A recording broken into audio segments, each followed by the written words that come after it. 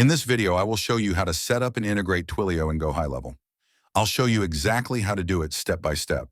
There is a link in the description to try GoHighLevel for free for 14 days.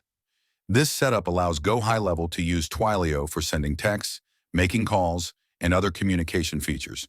To begin, you'll need access to both accounts, and your GoHighLevel account must be on an upgraded plan to allow API integrations.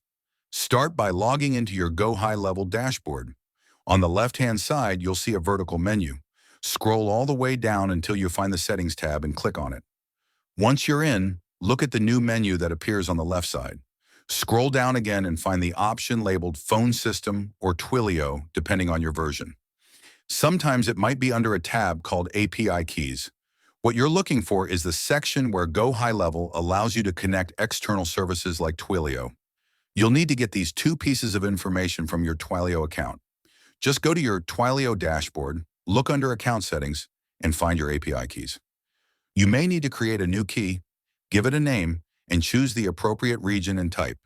After creating it, Twilio will show you the SID and secret. Copy those. Now come back to GoHighLevel.